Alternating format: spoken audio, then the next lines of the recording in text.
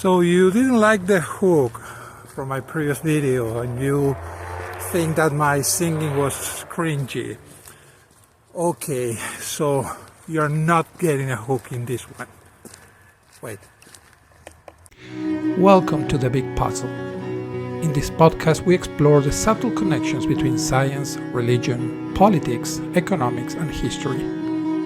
One piece at a time, we unveil the big picture of this shared experience that we call life.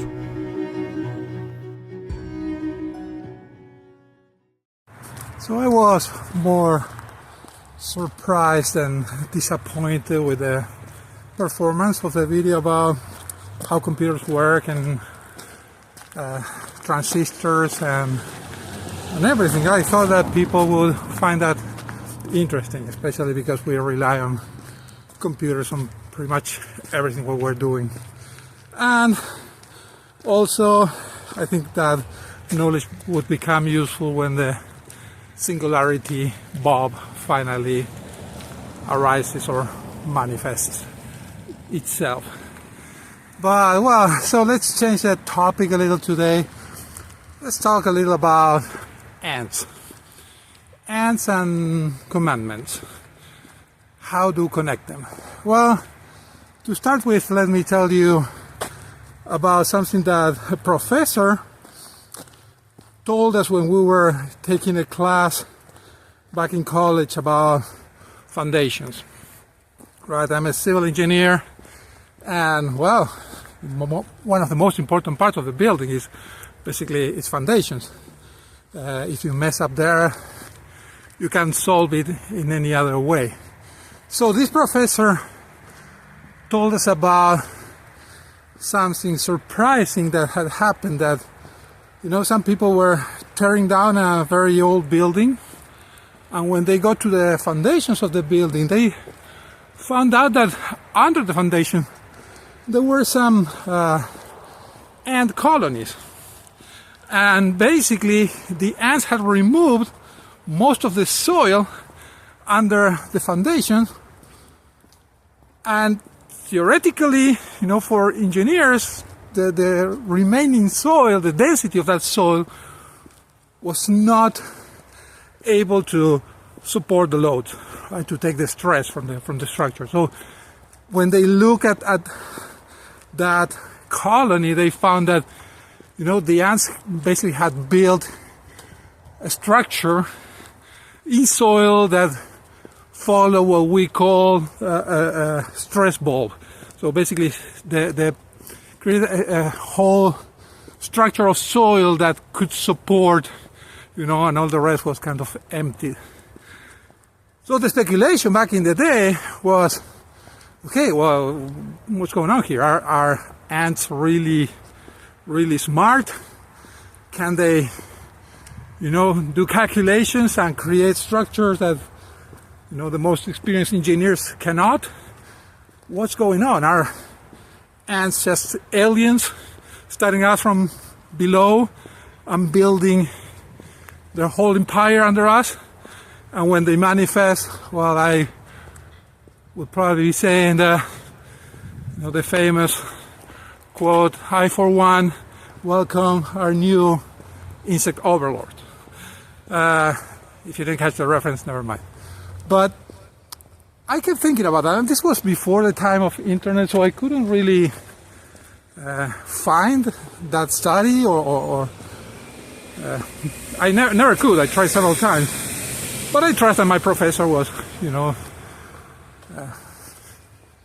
knew what he was talking about. But again, back in the day, I kept thinking about that, these ants, super intelligent engineering ants, and I realized, well, this is what probably happened. So an ant would go around and will grab a grain of soil and it will try to take it out. So if it can't take it out, then, well, it will remove it. But if it tried to grab it and couldn't take it out, it will just leave it there. So the result of that, multiplied by hundreds of thousands of times, hundreds of thousands of ants and grains of soil, is that what remains is actually the only grains that are under stress. So that complex structure was not because ants were so intelligent. Ants were doing just a very simple thing, right? And the complexity arises from the complexity in the environment, not of the complexity in the behavior. So a complexity that we could see actually came from very basic rules. Now, let's talk a little more about this complex environment, right? So we actually see things that seem complex, seem intelligent, seem coordinated all around us. If you ever watch, for instance, a flock of starlings, you know, the way they fly and the patterns that they form in the air, they seem to be kind of, you know, they're very beautiful, but and also they kind of be highly coordinated, so it's very choreographed. The same thing happens also with, you know, with any kind of swarms of insects and fishes that you can see them, you know, moving around. They basically look like a big living being doing complex stuff when it's really very dumb individual. You can also see in animate objects. So if you look at the weather, the clouds and the winds and everything, it really looks like something very complex when it's just based on a few basic physics rules. The growth of crystals is another example. I wouldn't be able to create, you know, such a beautiful sculpture, so precise, so clean. But again, it's just a few chemical processes that are happening there that are well understood. So even in math, we can see, you know, this kind of behavior. So some time ago, when I was working for the government, I had to solve a problem, and for that problem, I needed to use some optimization. And well, I had two choices. One was go and look at some algorithm already known and you know, implement them. Basically, I had to code them. But as I mentioned, I was working for the government, so nobody really cared about anything. I had all the time that I wanted to. So I decided, okay, what about creating my own optimization algorithm? Can I create something that is new? And I end up creating something that later I published. Is called the overthrow algorithm. And as a side note, well, all these videos are just side notes. But in this case, the idea for the algorithm came from two different things that are kind of connected in like pieces in the big puzzle, right? One had to do on a method to calculate what is the center of gravity of a stick using two fingers. and at the same time I was reading a lot of history, especially history in Europe, with all the kings and the overthrow and the wars and everything, and how they were, you know, especially Napoleon, for instance, how he went in and out of power many times, and kind of all those things connected in my head and created this algorithm. But the funny thing for me is that when I was running this algorithm, I could visualize how it behaved. And I found myself many times thinking, okay, what is the algorithm trying to accomplish now? So what is its goal? I mean, this behavior seemed very complex, and I knew exactly how it worked, and I knew that was very, very simple, because that was the main design concept that I want to implement. It was very simple, so it was just very basic mathematical calculations. But again, the complexity that arises, I ended up kind of trying to understand let's say, the psychology of the algorithm. So even in abstract sciences like mathematics, you can see the same thing. You can see that kind of a behavior, complex behavior arises from simple rules, right? The thing again is that this complexity just comes from, like I mentioned, from simple rules. But let me connect this to something that we talked in the past. So in the past, we talked about crowds and how crowds are stupid, right? But then we talk about well, in certain cases you should follow the crowd because that would actually preserve you. So are crowds stupid, like all these flocks, but when they're working together they look kind of smart? So are crowds stupid or are crowds smart? Well, both. We could say that crowds look smart because they're stupid. So that's kind of a new piece of the puzzle. We can analyze things from the overall behavior or by looking at the individuals. And we can learn different things from those, right? So you might argue, well, but even in that complexity, in that, produced by the simple rules, there should be something or somebody that's actually organizing. Think about back to the starlings. There's probably one starling there that, is telling the other ones or showing the other ones where to move, so kind of the leader, the organizer. And truth is that, yeah, that's not how it works. We can connect this to another big piece of the puzzle that is chaos theory and the concept of an attractor. So yes, there is an attractor in many of these processes, but it's not really an individual. So for example, let's think about sheep.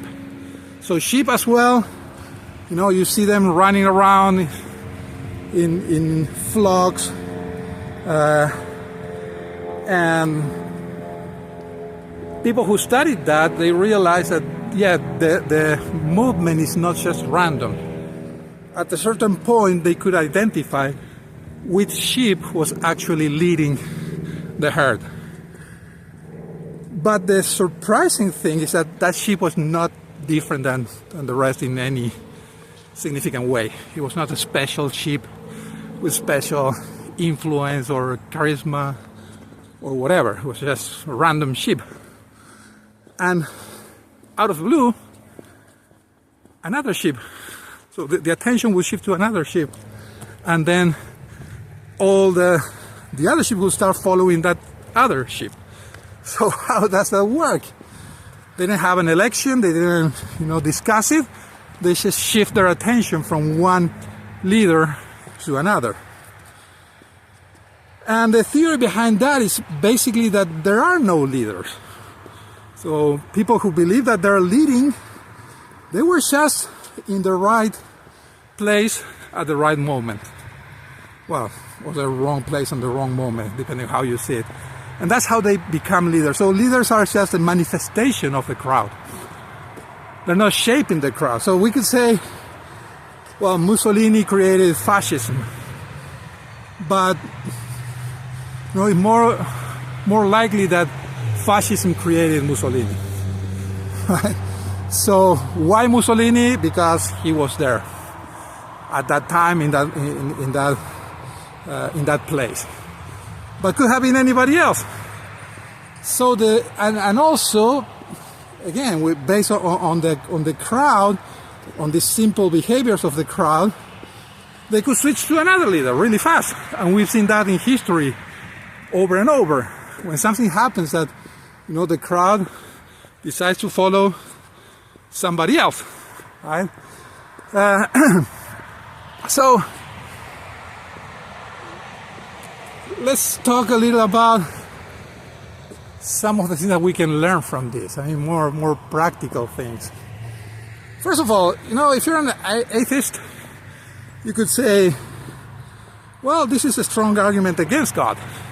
Because if there's no creator, if there's no organizer, if there's no leader, we could say God didn't create religion, but religion created God. And that has been said many, many times. Well, that is wrong. First of all, God is not our leader in the sense that we select him. And somebody has to create the basic rules. So God is responsible for creating the basic rules and the complex environment. Simulation. But we are responsible for the behavior. We're responsible for society. We're responsible for what we do with those rules and the complexity of the environment that we're sharing. And I'm not talking about environment just in nature, right? In life in general, or the existence of the universe. That's what I'm talking about. Everything arises from very, very simple rules, many of which we already discovered, interestingly enough. So, God does exist. He is actually who created all of this for us, and we will be talking about that in other places, in other videos, I mean, maybe in the same place.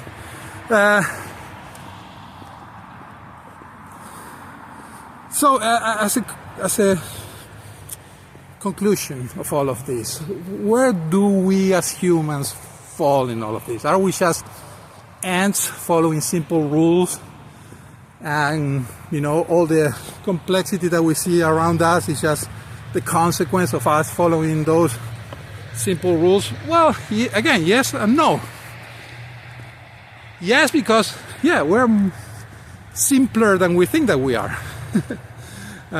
We all have this idea that I'm a very complex person. Well, maybe not that much. We're more predictable as individuals as we think we are, than we think we are. But also we have a saying. I don't think that the ants have much free will in the sense of changing their behavior. It's pretty much hardwired into their tiny brains. But we are not that way. So we have a saying in what we do. And we will shape our world based on our principles and our values. And those some of them are shared by the whole humanity, and some of them are not. So society will be different in different places based on those simple rules. God even gives us a cheating sheet for this, right? So we call them the commandments of the words of the prophets and apostles. Those are the behaviors we're supposed to follow. Those are the simple rules. The 10 Commandments are 10 simple rules that if everybody follows, we will be avoiding a lot of the problems that we're having today. So we're creating a complex society based on how we follow these rules that God has given us. Some people are just following their animal instinct, and in that sense they're not different than any other animal. But we're not supposed to do that. We're supposed to be something much more than simple animals. So if I could give you a homework, sorry, it's Saturday, I'm in the cemetery, so there are a lot of funerals around. Oh man, that was a well-beloved person. There's a long line of cars, or many predators, I don't know. But so I was saying, if I could give you, a homework, I would invite you to look around you and and look how your environment is shaped by your principles, right? And see if there are some ways that you could change some of the things that you're doing wrong, and how would that impact your environment, because we share that environment. And if we all live by the right principles, this experience that we're sharing will be much better for everybody. So think about that. That's my invitation. If you want, share some comments. I always like to read what you guys think. Share this video with other people who might find these discussions interesting. Interesting is Spanglish. Interesting.